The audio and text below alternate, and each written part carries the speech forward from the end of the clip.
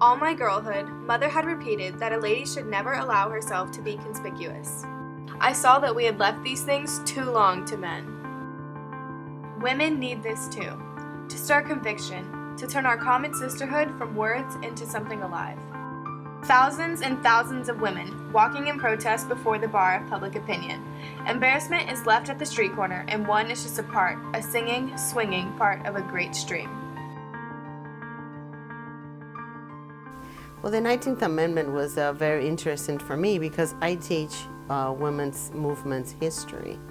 So I get my students to fall in love with the right to vote. 72 years of fighting for one thing alone. Growing up, I've always had a political understanding of the world. You know, my parents are Iranian, and so for Iranians, they really witnessed firsthand how politics impacted Iran and really created an unstable society, one where both my parents left to find a better life in the United States. And so I always grew up kind of knowing in the back of my head that in Iran, women are treated very differently. Women have to cover their hair even if they're not practicing Islam. It's a dress code across the country.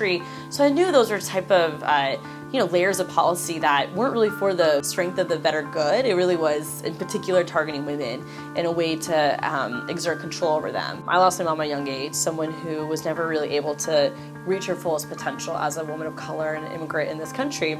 And I want to make sure there's no barriers that I ever faced growing up, but also for all the women and girls around me that they can become their fullest potential. I first became aware of gender roles growing up because I would see that in my mother and father, how they divided the gender roles at home. And although he was a very great guy, he still waited for my mother to cook from scratch every day after coming from work. And sometimes he would turn back and say, no, this plate doesn't taste right, it needs more salt. And he would give it to her. So I always thought, that's never going to happen to me. I believe previously that gender roles were very, very well defined.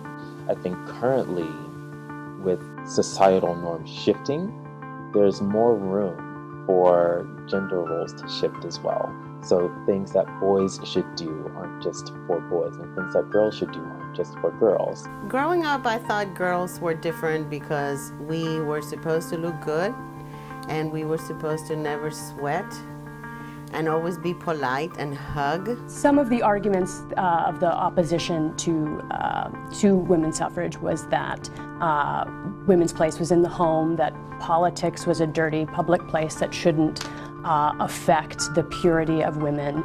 My Planned Parenthood story starts like that of many American women that was as a patient. I mentioned that my mom passed away when I was 13 years old, and so I really had no one to go to talk to about sex ed or dating or relationships. And at my school at the time, we had what's called absence-only education, so it wasn't really education. I can't ever stress the importance that the work of Planned Parenthood be patient-focused, in the sense that we want to make sure that it's folks who come to us every day to access services who are the ones who feel empowered to fight for access. And so we'll bring patients to Tallahassee or encourage media to interview a patient and make sure they're comfortable doing that and try to break the stigma around these issues. The 19th Amendment allowed women not just to be elected for office, but to actually vote for those that can represent her and make policy. And that is very important in our country because it's a democratic country.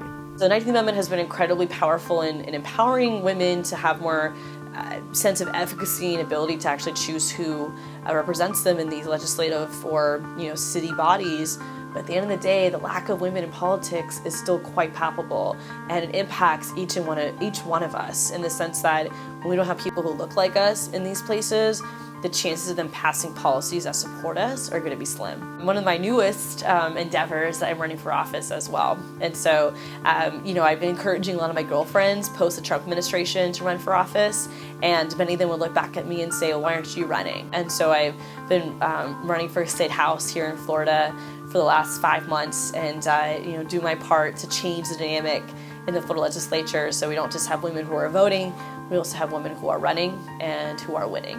This was a long-fought battle to the point where there was even a hunger strike because it was a wartime year for the White House. It was World War I, and Woodrow Wilson did not want to talk about women's suffrage, but the women who are leading the charge did not stop.